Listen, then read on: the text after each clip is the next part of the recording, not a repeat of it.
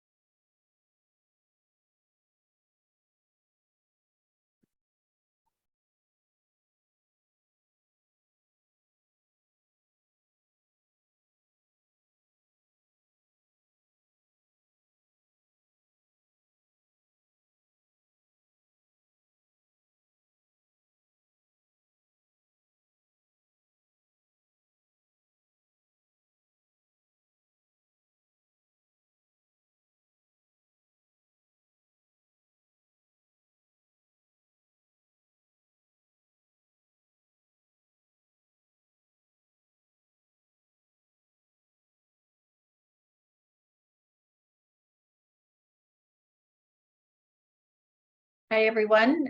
Welcome to tonight's webinar. My name is Lori, and before starting, I just want to make sure everybody can hear me. On behalf of the Toronto Academy of Dentistry, thank you for your continued support of all of our Academy events and all of our charitable events, charitable foundations. Ski for Kids, curling, squash, our virtual silent auctions, and our golf tournament. These events support Sick Kids, About Face, and Holland Bloorview. Tonight's presentation benefits Holland Bloorview. So we'd like to thank Atul for his time tonight. We hope you will visit our website and check out our virtual silent auction items. They're being added daily. There's a lot of amazing deals and the monies raised go towards Holland Bloorview. The auction will close on June 12th at 8 p.m. Remember to register for our golf tournament happening on Friday, June 23rd at Red Quest Golf Club. We can't do these events without you, and you, the Dentists of Toronto, make the difference. We're thrilled to announce that the Academy has been supporting Holland Bloorview for 30 years.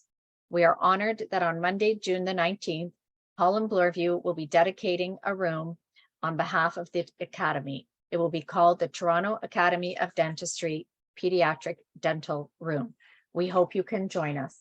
We would like to thank our educational sponsor this evening, which is M&Co Chartered Accountants Professional Corporation, for tonight's webinar. Prior to starting, I'd like to go over a couple of housekeeping rules. Delegates are muted throughout the webinar to eliminate some background noises. We will be doing a Q&A at the end of the presentation, so please hang on till the end and put any questions you have into the Q&A and not the chat. All your CE credits will be issued by the end of July, and they will be emailed directly to you. Tonight's webinar is Maximizing Profitability in Your Dental Practice, a strategic approach to financial management. Atul has no conflicts of interest to disclose. Atul is the founding partner of M&Co Chartered Accountants Professional Corporation, a full-service CPA firm in Canada. Atul is a leader of the dental professional tax planning, dental valuation, and mergers and acquisition advisory division. His firm has serviced the dental industry since 2007, and he has assisted hundreds of dentists on accounting, tax, corporate finance, and dental practice management advisory. In 2012, Atul co-founded Morix Capital and sits on the board of directors. Thank you, Atul, for your time tonight, and I will turn the floor over to you. Thanks, everybody, for joining us. Thank you, Lori. I'm just going to share my screen and my presentation, and hopefully everyone can hear me okay. Yep, we can hear you, and we can see your presentation. Perfect. Great. Okay. Well, thank you for having me, and thank you for the kind introduction, and look forward to giving everybody an update today on what's new and exciting in the dental industry. Let's see. Let's try that again here. Okay. So everyone see my screen here, Lori? Is it okay? Yep, everything's good. Okay, great. Lori gave a nice introduction. Everyone, this is some of my credentials. Now we're going to break this down into 4 chapters. The first one is going to be like a dental economic update. So we're going to start with a poll question. So we're going to try and see if this works. We tried this during our practice session. Hopefully you can see the question. And it says, are you in favor of the federal government implementation of the Canadian Dental Care Plan? So I'm going to start talking a little bit about this now. Give some people some time to answer. And then Lori, maybe let me know if Yep, we'll give them a few some, more seconds. We're more just waiting seconds. for 10 to weigh in. Are the 10 going to weigh in? Nope. Okay. Oh, wait. All right. So here's the results. Can you see? in favor of the not sure yet. Yeah, that's the no is the higher of them all. And not sure yet is a good answer too, because there's a lot of new information coming out as we go. And okay, so I'm gonna close that. Now, can you still see my screen? Yes. Okay, great. So just as a little bit of background on this, as most of us know, they implemented this program in 2022, and now they've revisited it, and now they're going into more detail, saying they're going to make it into a larger program of $13 billion over 5 years. So that was in the last federal budget in March of this year. So what I did is I went through the Canadian Dental Association. They published a report actually back in February with their position on this. And this slide is just a quick, there's a lot of notes on this issue, but I just wanted to give everyone like a high level of what they were saying in terms of the number of dentists there are, the number of dental clinics. They said there's 25,000 licensed dentists, 16,000 dental clinics, which was in line with Atul, we're seeing your notes again. Oh, sorry. Or your Yeah. whatever. No, I'm going to switch it. Yeah. Is that better? Yep. Perfect. So, so they talked about, there's a lot of information on this slide, but I wanted to give it to everyone just to tell them about what's happening in the area of the CDA. So they talked about a lot of different information and about the population. And one of the key areas that I sort of leveled into was they were talking about they didn't want it to affect the insurance, and that was their main issue. So I think that's a key area that we all want to consider in this situation, in terms of the insurance sector being a huge component of the dental industry. We didn't want this to affect the insurance sector. So they're trying to give an example of the US. In the United States, basically, if you're an employer and you have more than 50 employees and you opt out of the plan, there's actually a penalty. So to give an example of a US example, so they're still working on all the tinkering of the plan, but it's definitely something to monitor right now because of what's happening in the industry. And they also highlighted that they didn't want to change some of the Ontario programs or the provincial programs, and they highlighted all the Ontario programs that are there. So I thought that was interesting because they said, look, the federal program can continue, but they didn't want to compromise some of the Ontario programs. And they listed all the provincial programs. And I've just highlighted some of the ones here, which are in Ontario, which we're all well aware of. So I think it's important to just be aware that, this is still coming in the loop. It hasn't yet been fully implemented yet, this federal plan. And it's going to be a huge election issue as well, because there's an election coming up in 2025. And that's also the same time that the CDA proposes that this plan should be implemented. So they've also indicated that they want a 5-year review of the plan after the plan has been implemented to make sure there isn't any, significant changes that need to be made. So it's going to be interesting to see how it plays out. They also indicated that the new plan that they have they're coming out with should still use like iTrans and CDANet and the standard dental form claim forms as part of the process. So it's interesting to see how this all plays out and how it affects the administration of the dental practices in all of Canada. So, my slideshow presentation is also going to be available to any of the participants, because I didn't want to go through all the details of these notes because of the essence of time. But overall, I think it was a good news story in terms of what the CDA was saying in their report back in February of this year. So if you have time to go through the report, I think it's a good read just to get an idea of what they're suggesting. And I did highlight here some of the key indicators.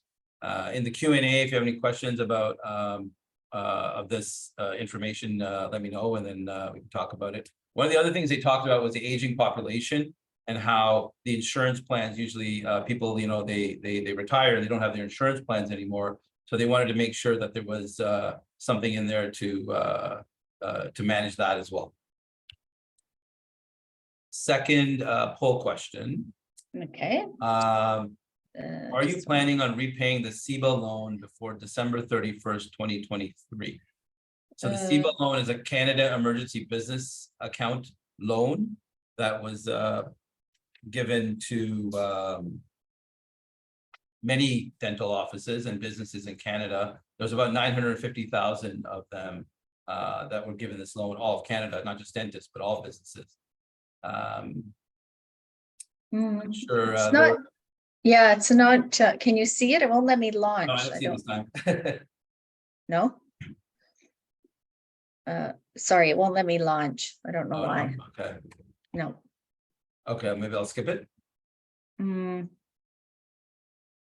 Well, you know what? While she's trying to figure that out, maybe I'll just continue with the next slide, which I was gonna, it was basically a preamble to part of my dental economic update. no, it won't let me. Sorry. No, it won't let you. Okay. No. Don't know why, but sorry. Well, Okay. I mean, the main issue with this thing, with this loan, is you have to repay it by the end of this year. And if it's not repaid, it's going to be converted into a 2-year loan at 5%, a fixed interest rate. So, and just as a general economic update of what's happening in the commercial market, interest rates are rising. And the current prime rate is 6.7%. And most banks are providing dentists with prime minus 0.25, which is 6.45%.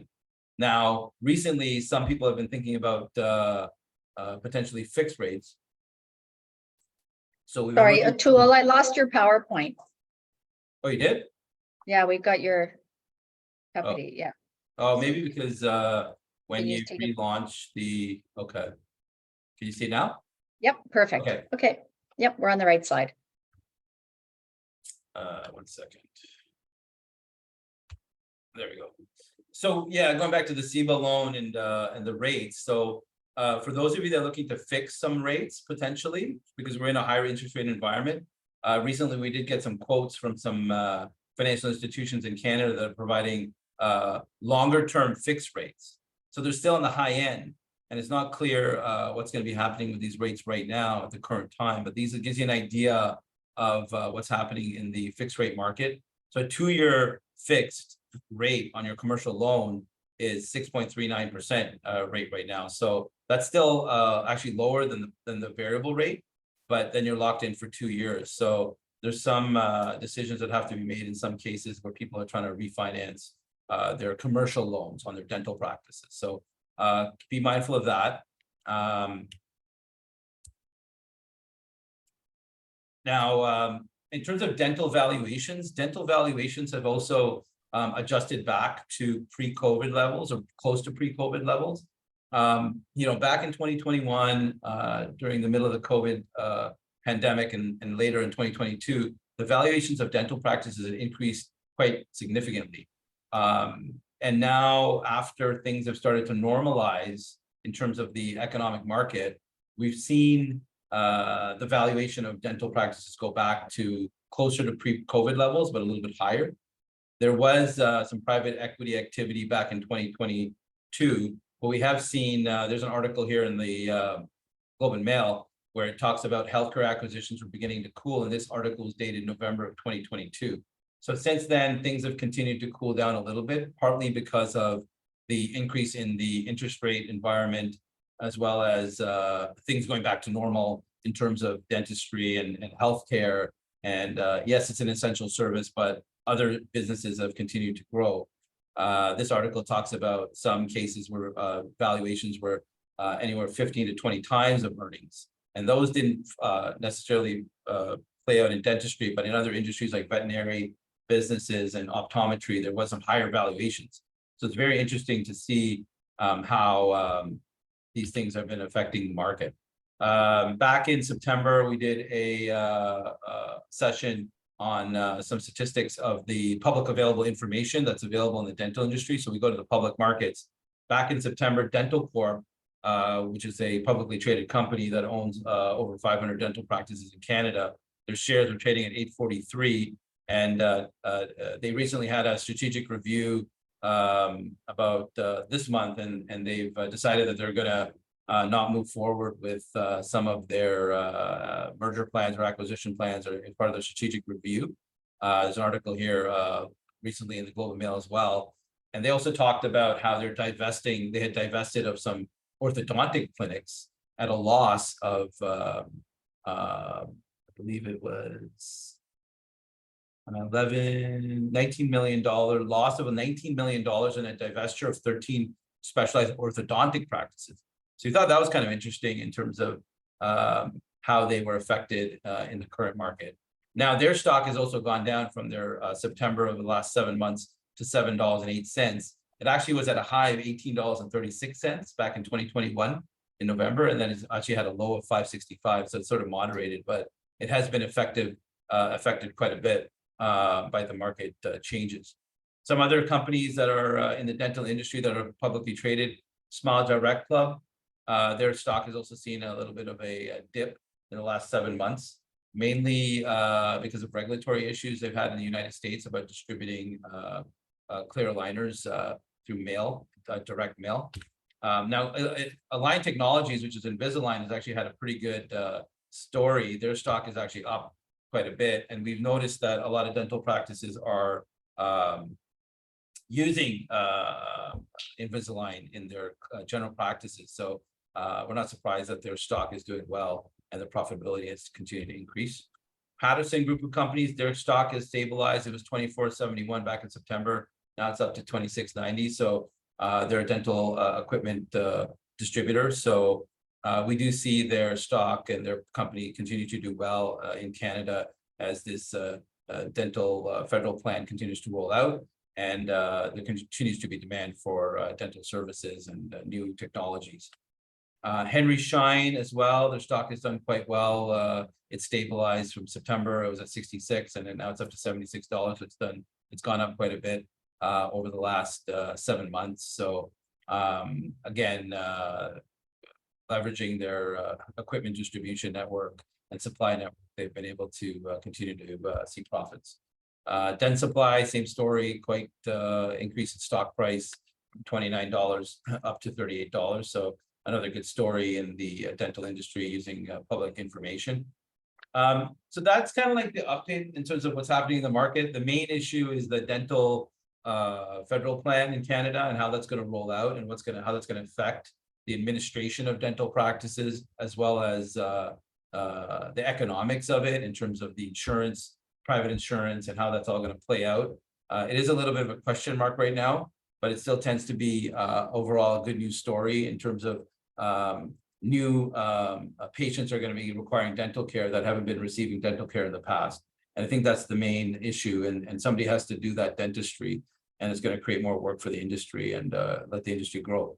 Public markets relatively stable, back to pre-COVID levels. Things have stabilized in terms of valuations. Yeah, so that's essentially the dental economic update. The next session, I wanted to sort of talk about just tax updates and what's happening in the tax industry act, income tax act, in terms of affecting dentists and the recent federal budget. The budget from 2023 was announced recently, and it didn't have any major increases in tax rates, which is a good thing generally for private practice as well as individuals personally. There weren't any major changes in tax rates in terms of the percentages. There weren't any increases for 2023. They also introduced some relief for dentists that are looking to sell their practice to a family member who may be a dentist as well. They've eliminated some restrictions on penalties of tax that would be implied in those cases. So they made it easier for people to transfer next generational business transfers from one parent to like a child, for example. So that's been a good story in terms of helping generational planning for family members of dental practices. They've also introduced an employee ownership trust system to allow businesses to transfer their businesses to their employees, which is a new concept. So that's been another interesting new development that we're following in the Income Tax Act. There were no changes to the capital gains strip rules, which allowed individuals to transfer money out of their corporation at the lower tax rate, the capital gains rate, rather than the dividends rate. But they did make amendments to the general anti-avoidance rules and provisions that they're proposing. So there's been still an opportunity to continue to take money out of a corporation at lower tax rates at the capital gains rate, but they've put in some restrictions on making sure that they may move toward a system of being more critical of those transactions, effective on transactions that happen after May 31st of this year. So it's still not clear what the proposed amendments are going to be for that policy paper, but they did put that in the federal budget. Right. So here's the rates chart for 2023 for provincial federal tax rates. So there hasn't been any changes. The top rate continues to be 53.53% on any personal income over 220,000 and 26.77% on capital gains over 220,000. So there hasn't been any increases in the personal tax, which has been a good thing for business owners. In terms of the combined federal and provincial rate, it also hasn't changed. It's on the first $500,000 of business income and still continues to be 12.2%. So that's still remains the same. Hasn't been any increases for Ontario or the federal. In terms of RSP limits, they've set the new limits of $30,780 for 2023. So if you have earned income in 2022 of 171,000, then you're eligible for making an RSP contribution. So they've continued that program. Had another poll question. Not sure if we're able to indicate that. Just wanted to know if anyone has a TFSA and if they've maximized their contribution. I have no idea why it's not letting me launch. That's fine. Sorry. We could. I'll try them at the end. Maybe Yeah, people can just update exactly. them. During the Yeah, Q&A, sorry. maybe we'll try and post all the poll questions at the end.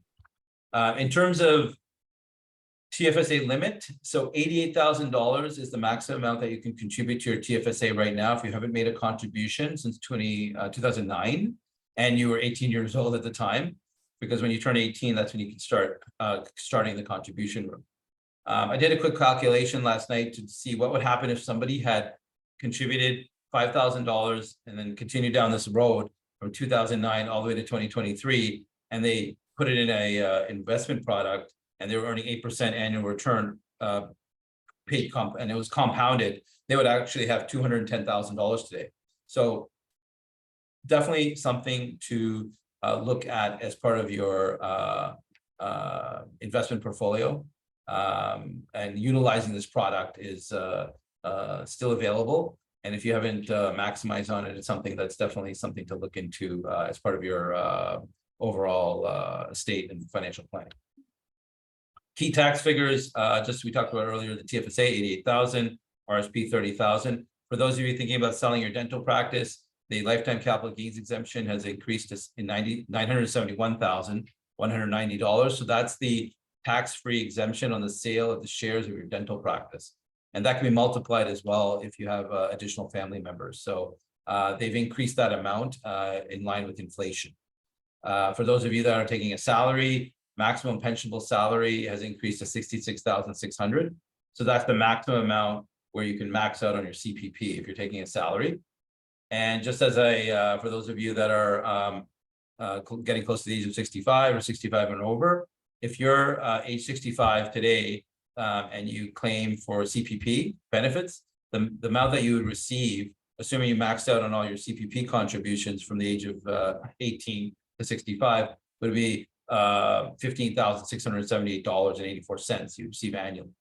Now, if you wait until the age of 70, for example, the amount would increase to $22,263.96. Now, the average amount that people receive is actually a lot less than that because they don't necessarily max out on all their CPP amounts from the age of 18 to 65 for various reasons, like they're in school or they're in sabbatical or they take a break or they retire early. So the average amount that Canadians receive is closer to $900.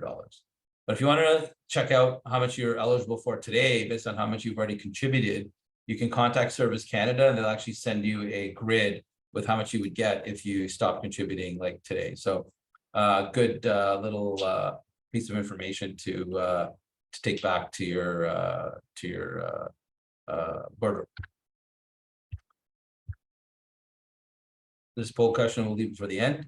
Tax planning is still available for those of you with a dental professional corporation. You can still add your spouse, your adult children, parents, even minor children as shareholders of your dentistry professional corporation. Still allowed as an eligible tax planning maneuver.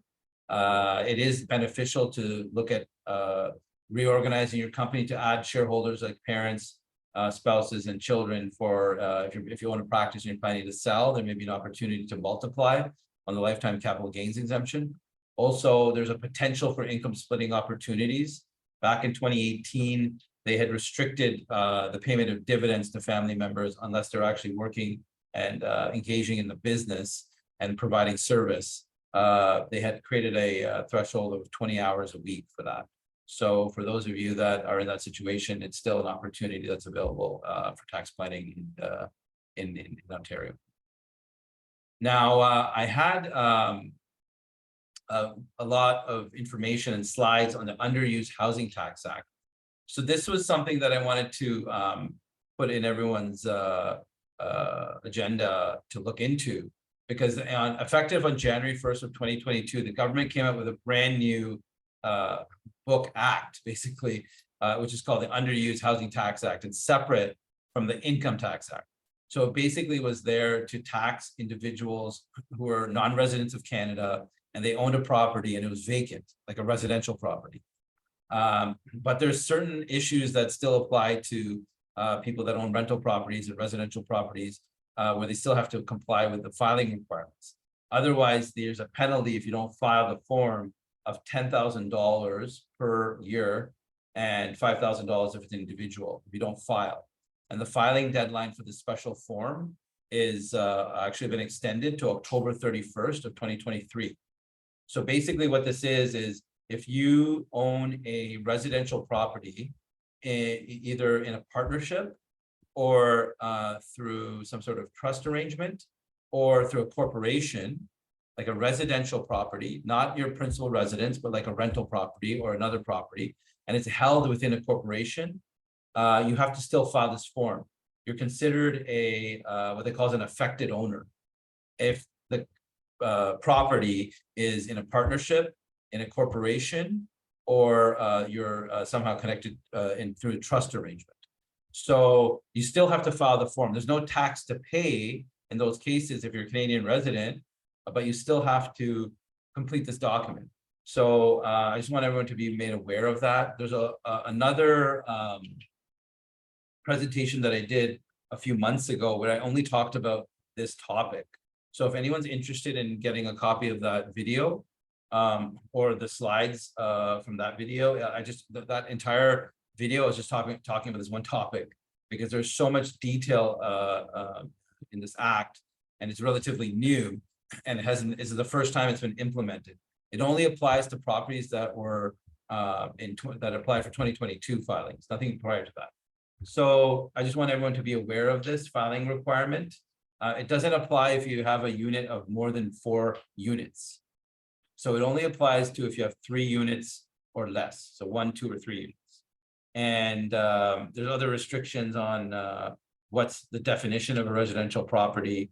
Their definition of it is it has a private kitchen, a private bathroom, and a private living area. And they're also saying that if it's a joint commercial and a residential, if it's greater than 50% of it is residential, then it's going to be considered a requirement to fill out the form and file it. There's some exclusions, fourplexes, boarding houses, hotels, things like that, high-rise apartments and condos. So be mindful of that. We did have a client who had a condo, but each unit was separately registered. So they actually had to file or planning to file for each individual unit. So if those of you have any multi-family properties, this could be something to watch out for. There are some exemptions in there. A lot of people own properties with their spouse or their family member, and they're co-ownership. They're not partnerships or in trust. So for those, there's an exemption. So you have to see how you file your tax return to make sure it was filed as not as a partnership rental property, for example, even if it's on your personal return, but it was filed as a co-owner. Because if it's a co-owner, then it's excluded. If it's a partnership, then you have to consider if you have to file this form. Made a note here of some exemptions. Your principal residence, you don't have to file. There's some cases where seasonal access, limited use properties, there's some exemptions for that. So be mindful of this. Airbnb is another one that they're sort of looking into. So for example, they're saying that it has to have a continuous rented out for 1 month at a time, and it has to be rented out for 6 months in the year. So if somebody has like a property and they're renting it out, it's an Airbnb, they still have to fill out the form. So it's to be mindful of that as well, because the penalties are kind of very high. $5,000 for not filing the form by the deadline of October 31st and $10,000 for the corporation. Now, if it is considered to be a vacant property and you're non-resident, then the tax is 1% of the fair market value of the property, additional vacant tax on top of that. This is different from the one from the City of Toronto. So the City of Toronto had one as well. This is a federal one. So this is different from the one that the City of Toronto had sent out, asking people if they had vacant property. So again, just be mindful of this. Here's the penalty provisions. You have to get a separate ID number called an RU number if it's a corporation, or you can use your social insurance number to file the form, which is called a UHT 2900. And you have to file a separate return for each property. So be mindful of this. The deadline to file is October 31st. It's an extended deadline. The original deadline was April 30th, but they extended it to October 31st because it was new and a lot of people didn't know it existed, and it was a slow rollout by the federal government early in the year. So I've actually made a list here of information that you'll need to gather in order to prepare the return. Address of the property, roll numbers, things like that. So that was a lot for that one topic about that underused housing tax, but I wanted to make sure everyone had some information about that because it's a new requirement, and it affects a lot of people who have investments in real estate. And yeah, there's no tax to pay, probably not, but you still have to fill out the form and disclose everything. You'll have to file it on an annual basis.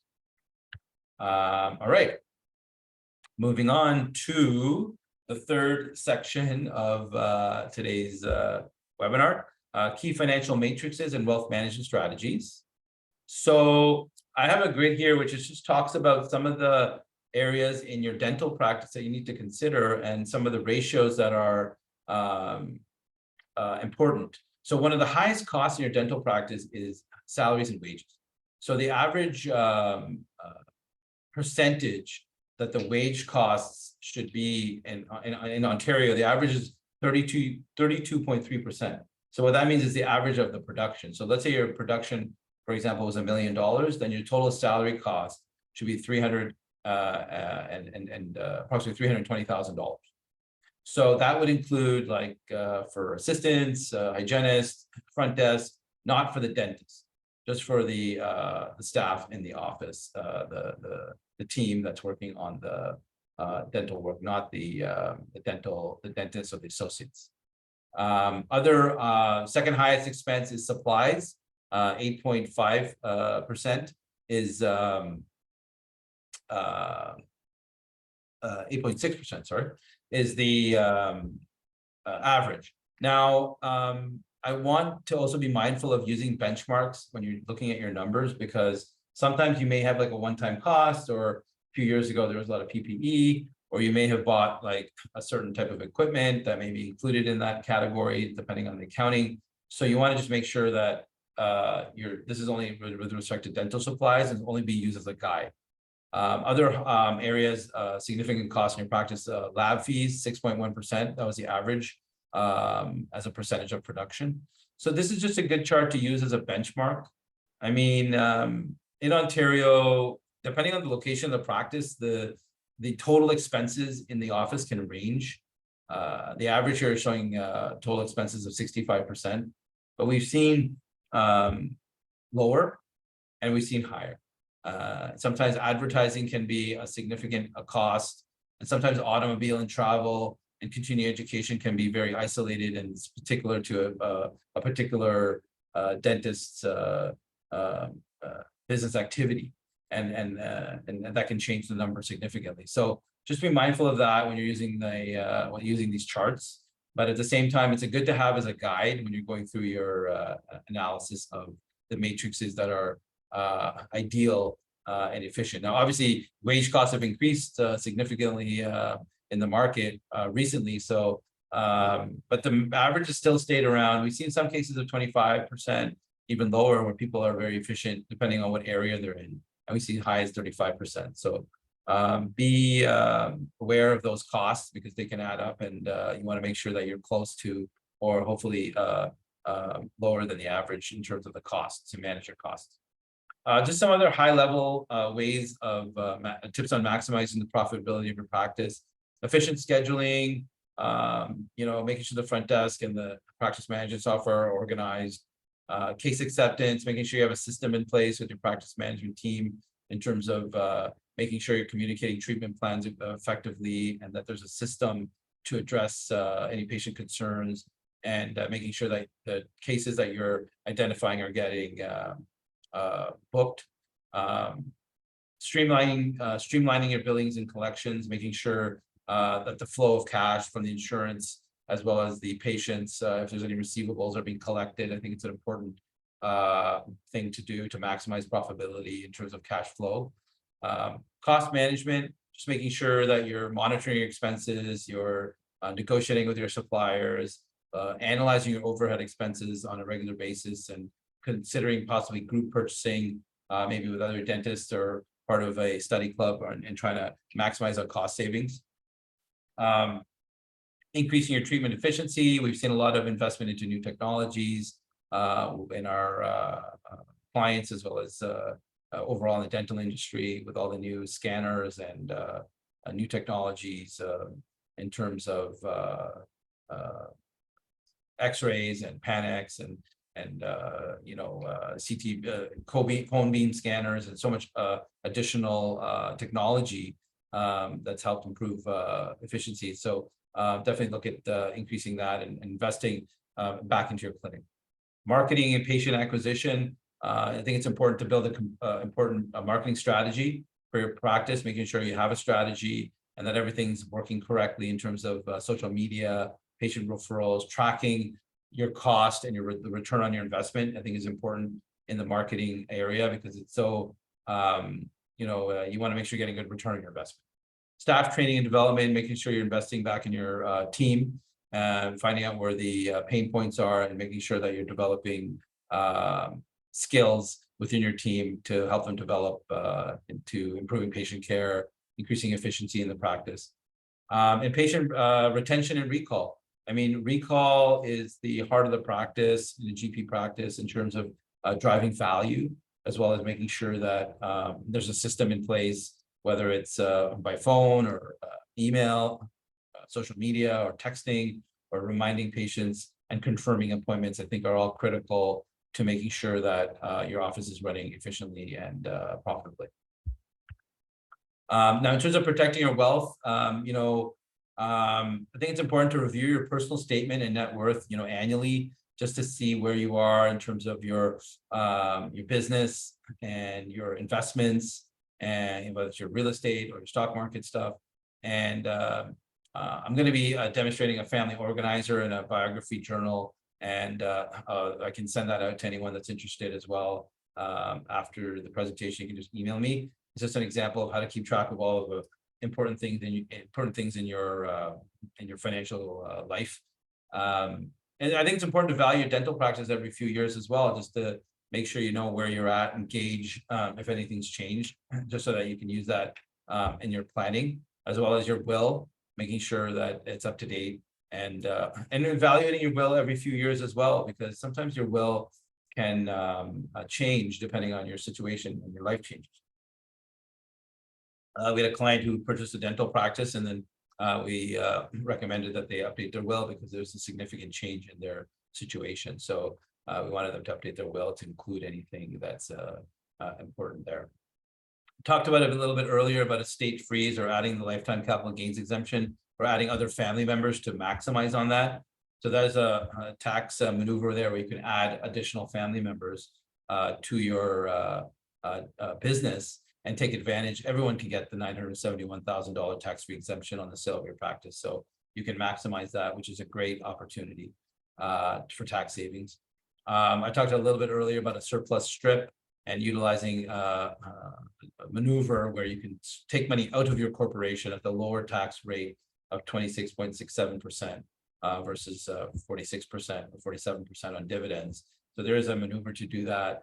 And that's something to look into to protect your wealth in the long term. Also, if you're looking to sell your practice, using it as a way to take money out of your corporation. And diversifying your investments, investing in real estate, investing in your personal real estate, investment real estate, investing back in your clinic, also looking at other things like stock market, stock bonds, mutual funds, and trying to diversify your portfolio so that essentially all your eggs aren't in one basket. So the last thing that I wanted to talk about was the Canadian Digital Adoption Program. So this is a federal program that allows any business in Canada that has greater than $500,000 of annual revenue in any one of the last 3 years, and has more than essentially more than one employee. It's a for-profit business to basically apply for a federal government loan for $50,000. So it's interest-free for 6 years. And it's in order to apply for it, you have to register on the government website, and it allows you to use that $50,000 to acquire new IT equipment or new computer hardware, software, dental equipment to digitize. The government is trying to promote digitization of businesses. So there's two components of the grant, essentially. There's a $15,000 grant, which allows you to use that money to prepare the plan that's required to apply for the loan. So in order to apply for the loan, you have to provide them with a digital adoption plan. So the government's giving a $15,000 service grant to prepare that plan. So if you engage a firm to prepare the plan, the fees associated with doing that are covered by the government, up to $15,000. And once you submit the plan, then they'll approve you for the $50,000 up to it's up to $100,000. But most dentists, dental practices, it's $50,000, because in order to qualify for the $50,000, it's any revenues less than $5 million annually. If it's $100,000, the revenues have to be greater than $5 million. So most dental offices are at under $5 million of revenue, and they are eligible. So we have a few clients that have started the process now, and we have a few clients that have received the funding. And so you get the $50,000 upfront after you submit the plan, and it's interest-free for the first year. There's no payment and no interest. And then after 1 year, it converts into a 5-year loan with no interest, and the payable terms would be about $833 per month, right, for 5 years. So it's a good thing to look into. With this CDAP loan or the CEBA loan coming due this at the end of this year, some people are using this as a way to take advantage of the zero interest. And with the current interest rate environment, with the zero interest, it can be pretty lucrative for 5 years. You get about anywhere from $15,000 to $20,000 interest rate savings on that $50,000 over the 5 years. So we think it's a good way to continue to invest back into the clinic and also to take advantage of the government program of the services grant. So in order to apply, just create an account online, confirm your eligibility. That it's all done digitally, and then you work with a digital advisor. There's a list of digital advisors that you can contact, and they will prepare the digital adoption plan, submit the plan. They'll prepare the plan, give it to you. You submit it online, and then once the government receives it after 3 or 5 days, they'll approve the plan, and then you'll be able to apply for the zero interest loan. The loan is being administered by the Business Development Bank of Canada, BDC. So, and it's all done online, but they're the ones actually administering the loans. There's also a $75,000 employee subsidy grant attached to this, where if you hire somebody to help you with implementing any digital adoption, after you get the money, they'll give you a $7,500 grant for services as well, for salaries or staffing costs relating to engaging or implementing the plan. And it can also apply to social media marketing, updating your recall program digitally. So it's an idea, or practice management software, new software. You can use it for hardware, x-rays, scanners, things like that. So it's a good, I think, fit for the dental industry. It applies to all industries, but I think for the dental industry, it's a really good fit. So yeah, that's pretty much the general update for today. The dental economic update, the tax update, some economic information about the new tax legislations, some financial matrices. So, with tax planning, you always just want to make sure that, understand it's not black and white. Sometimes you have to design the tax plan. You have to be creative in your planning, have a strategy, ensure you consider tax risk management in your tax planning. And, no one situation is the same, whether it's tax planning or investment planning. And you just need to look at your financial tax situation. I put a picture of a color wheel, just because it's very dynamic, and you have to kind of use that theory in your overall planning. And that's it. So, that's an update. I don't know if there's any questions on the Q&A, and I know I wanted to leave enough time for Lori to provide some Q&A, as well as possibly the poll questions. So maybe we'll check that out now.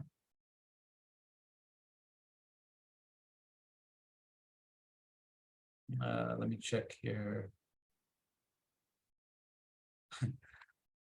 All right. No major questions.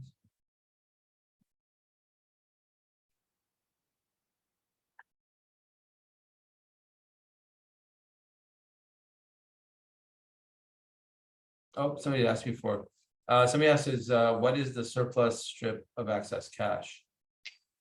So essentially what that is a tax structure where if you're in a situation where let's say you have, for example, surplus money sitting in your dental professional corporation, and you want to take it out of your corporation because you need it for personal expenses, the maneuver is essentially to take the money out of the corporation at the lower tax rate of 26.77% rather than distributing as a dividend.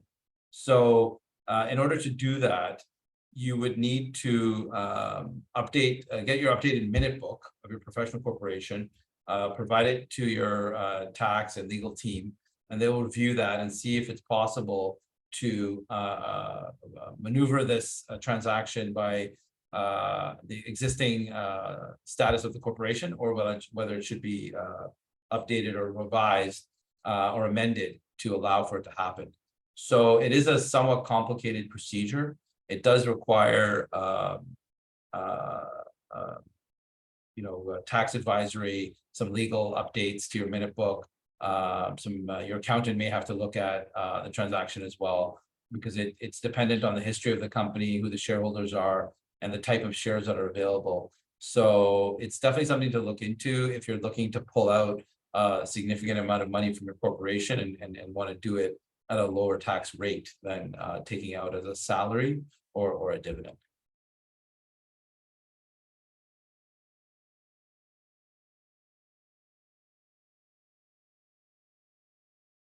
Oh, here's the questions. Okay, so maybe we can try and run through these.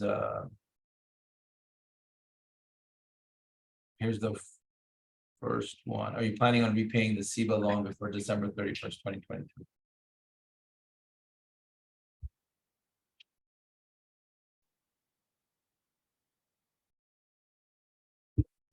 So again, Atul, do you just want to go over what happens if you don't repay the loan?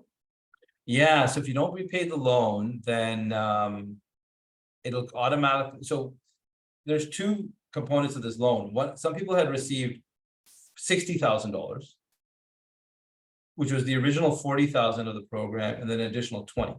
So if you received the 40 and the additional 20, and total you got 60, 20,000 of it is forgiven, so it does not have to be given back, and you only have to give back 40 as long as you pay it before the end of December of this year.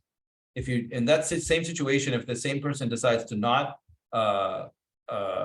pay the loan back, then they have to pay back the entire $60,000, and it's converted into a 2-year loan at an interest rate of 5%, starting on January 1st of 2024. So if you're in the other situation where you receive the $40,000 loan, and that's all you received, only 10,000 of it will be forgiven, and you'd have to give back 30,000 in that case. If you decide that you're not going to pay it back before December 31st, 2023, then the entire 40,000 will be converted into a 5-year, into a 2-year loan with a 5-year interest rate, fixed interest rate by the government.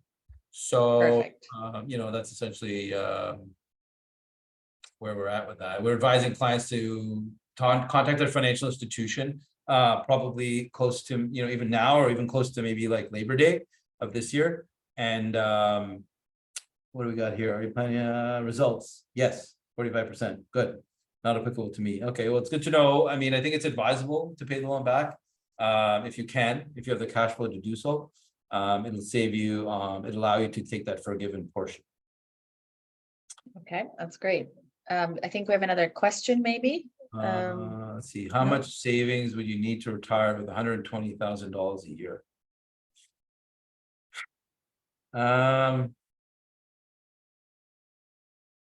I think that's depending on how much you have, what your costs are. And I think it's important to understand, like, what are your, what's your monthly expenses, fixed costs, whether it's mortgage or rent or, utilities, that kind of thing, just basic general expenses, living expenses, food, telephone, things like that. I think it's important to sort of work backwards and say, well, how much are my costs? And based on that, use that as a benchmark to determine how much you will need to save. And also, it also depends on what age you want to retire at, and also depends on maybe what other income you may have coming in potentially with like the Canada Pension Plan or old age security or other government benefits. Also, in order to determine, make that calculation, it's important to understand what you're doing with potentially your surplus funds, and are you earning any return on your investment when your surplus savings, and taking that into consideration. So I think that question is very comprehensive in some ways, that we do assist clients with providing a comprehensive financial plan. And the first step is understanding what do they have now, and what are their expenses expecting to be in the future. We do have a video on our website under our resources page, which I talk about some managing a budget and looking at that and building a budget to determine. And I think it's more important. It's important. I remember we had one story a few years ago where somebody said, well, the message was practice being retired for a month. So basically, for an entire month, assume you're retired, and then what would be your costs? How much are you spending on your groceries? How much are you spending on utilities? And then use that as an example of, what do you want to do when you retire? If you want to do a specific activity when you retire on a regular basis, what is the cost of that?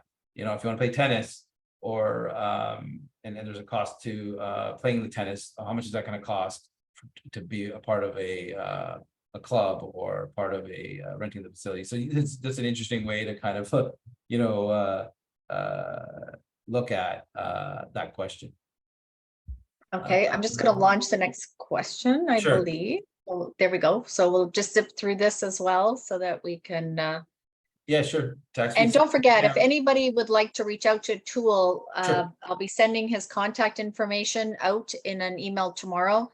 And please feel free to, reach out if you have any questions that are specific to your financial needs.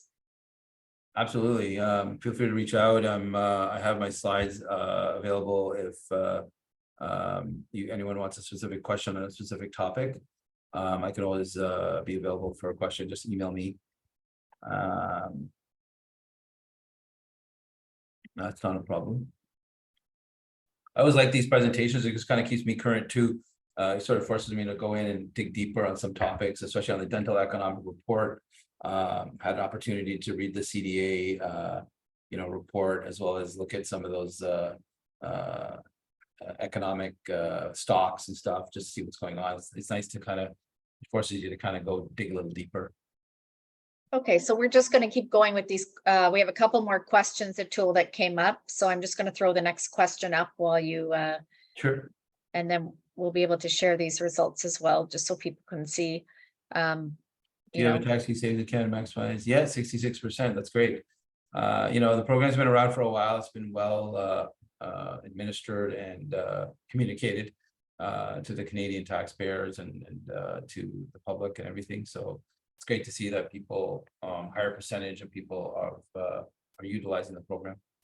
And I think what the other thing too is a tax-free savings account. The money can be taken out of that account throughout. So it's not like it's in there and it's not like an RSP. It's different, right? So yes, that's right. With an RSP, some people aren't fans of RSPs for the reason that you put money in and then you get a deduction. But then if there's like $1 million at the end of the account at the end of the year, when you turn 72, then you have to take out the entire $1 million, over many years, but you have to take out the entire amount. With the TFSA, that's right. You let's say you put in $88,000 today, and it jumps up and goes to 200,000. You can take out that $200,000 and put back that $200,000 as well.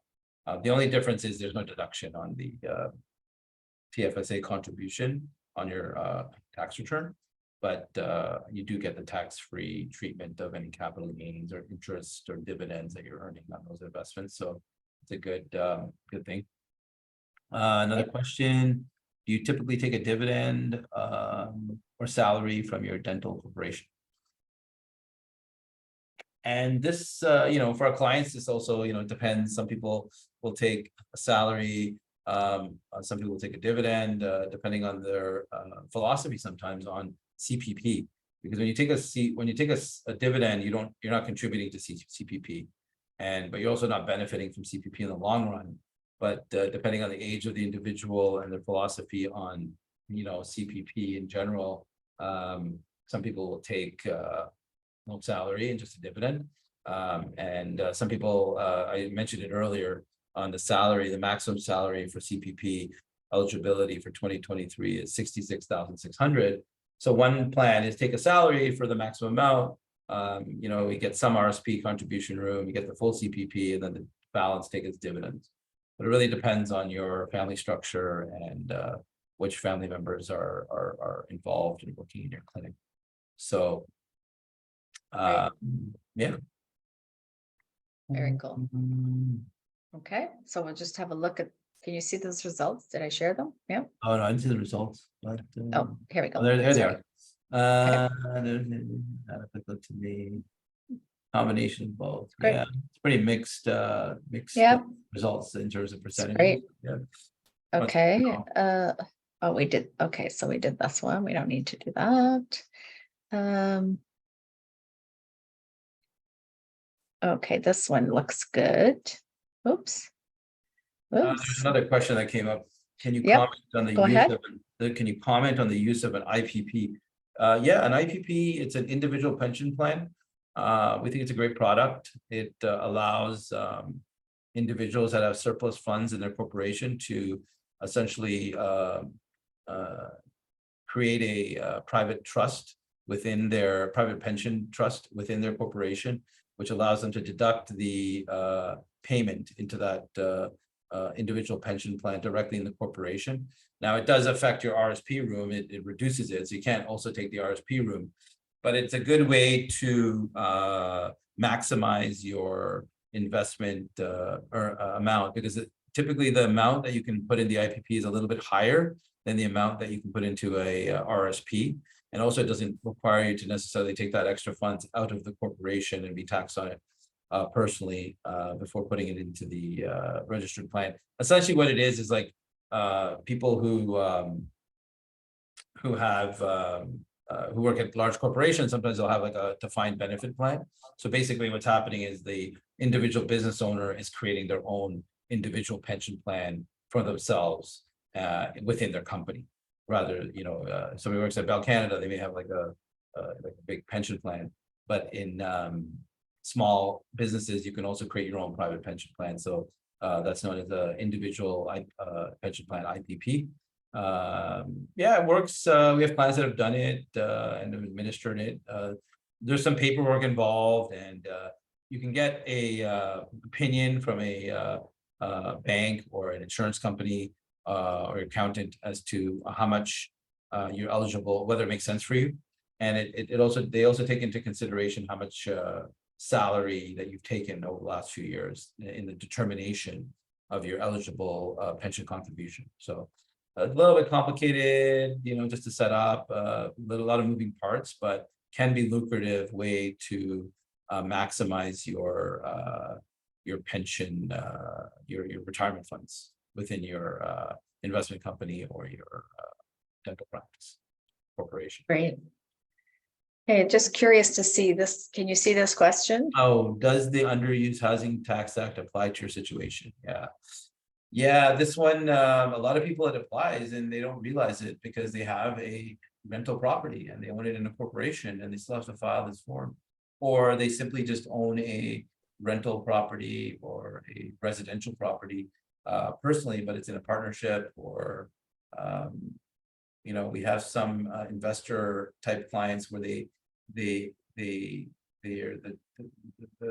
properties in their name under their title, but they have investors that are involved, so they also have to fill out these forms. So it's definitely an area that's the scary part about it was the penalty, because if you don't file the form, they're charging $10,000 as a penalty. So that was kind of like a little bit much, but the reason they're coming out with this mandate, according to the federal government, was they were trying to help ease the housing crisis that's apparent in in Canada, in terms of individuals that have rental properties and maybe they're not fully utilizing them to the full extent, and they're trying to get those properties to be essentially put back in the market for either sale or potentially to get them rented out in full time.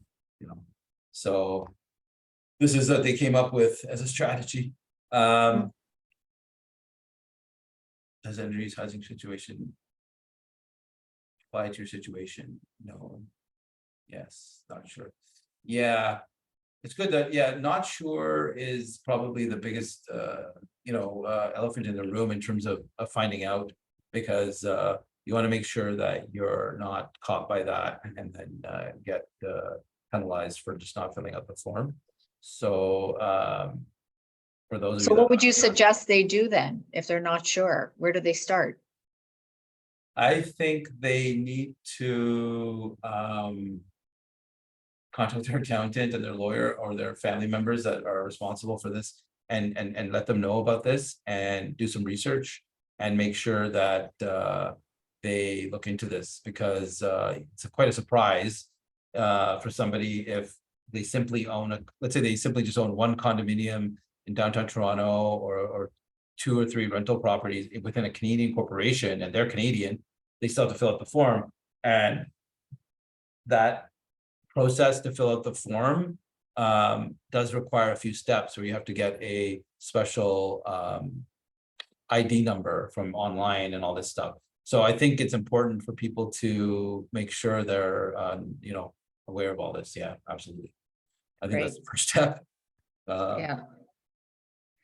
Yeah. I think we have Can you another. explain how the CDA account works?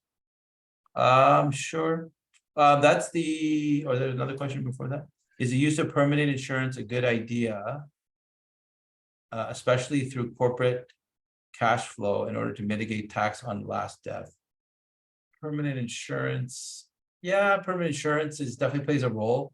I think insurance is a great way to help with estate planning, whether it's to mitigate tax on last death or to manage, like, whether it's disability insurance, life insurance. So I think, yeah, it's a great idea. And insurance is a great vehicle to ensure that you're protecting your wealth as well as managing your risk and making sure that, there's different types, there's so many different types of insurance policies, there's permanent insurance, the whole life, the term life and the different products. So I think it's important to make sure you're dealing with an insurance professional, as well as integrating your planning with your lawyers and your accountants and your team, just to make sure that the insurance product that you have is the best fit for you.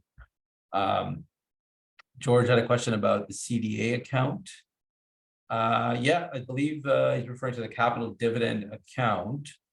So yeah, that's another gift from the Canadian government, still in the Income Tax Act, which allows you to take out the non-taxable portion of capital gains from your corporation tax-free, as well as the life insurance proceeds can be removed from your corporation tax-free. So there is a mechanism within corporations called a capital dividend account that enables you to withdraw funds from a corporation without paying any personal tax. So that's a capital dividend account. It only applies in cases where you are, we've accumulated CDA room.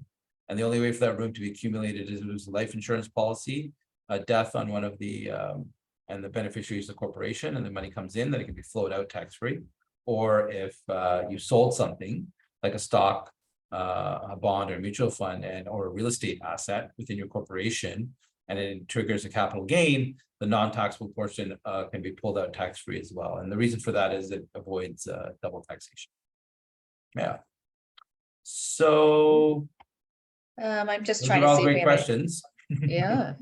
I'm just seeing if we had. Oh, there's another poll question. Oh, this was more just asking if this was more of a guess, right? Yeah, this is regarding that, the largest cost in a dental practice, right? The salaries, and you're looking at anywhere from 25 to 30%, the highest 35% nowadays with the increasing cost of labor and supply shortages and all that stuff in labor. It's created a higher incidence of labor costs overall. So definitely something to monitor. It's great. Okay, does anyone else have any other questions? Have we missed any? I don't think. We wanted the IPP, we got that. If anyone wanted a copy of that family planner, or there's this biography journal document, which it's a great exercise to go through. It basically forces you to enter all your family tree history, financial information, locations, and what insurance policies you have, and what real estate you have, and it kind of forces you to sit down and just document all these things and put them in a safe place. It's sort of like the policy manual if something happens to you, kind of thing. So if anyone would like a copy of that, you can just send me an email and I'll send you a copy of that, and you can use it for your personal stuff.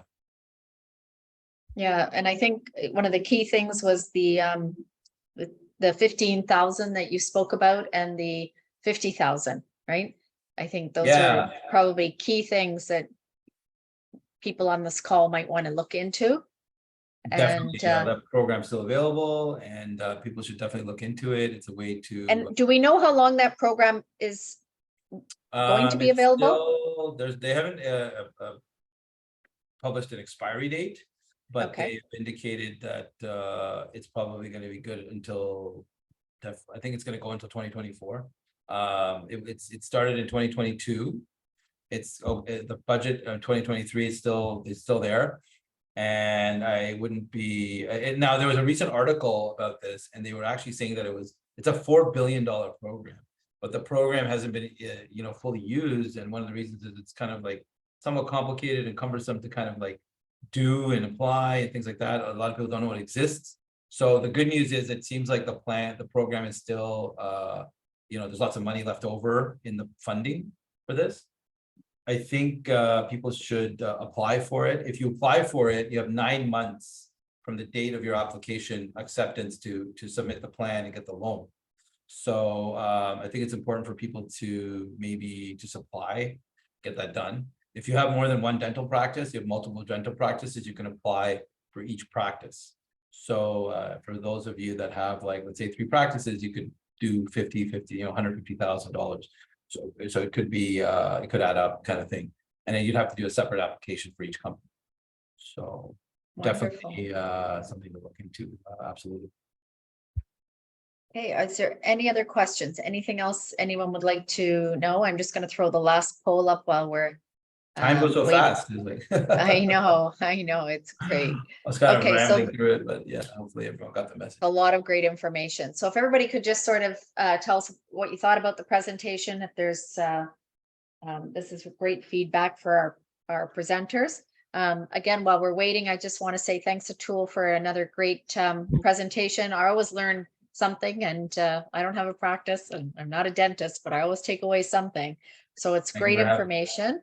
Again, I'll be sending out all of Atul's contact information. Please feel free to contact him. On behalf of the Academy and the 4 societies, thank you so much for joining us. We will be having a virtual silent auction. So this year we've got, every time we do this, it gets better and better. We've got some equipment, a saddle stool, 2 saddle stools out there and again, all the monies go to Holland Bloorview. So we hope that, we get your support. And there is a golf tournament happening, which is a lot of fun, and you don't have to be a great golfer to come out and have some fun. Thank you. And again, we'll be sending out another, all of Atul's information. He'll be sending out some documents as well. And we just want to say thanks everybody for joining us. Have yourselves a great night. Atul, thanks again. Cheers. It's always great. Take care. All right, everybody, have yourselves a great night and keep safe. Thank you. Bye-bye.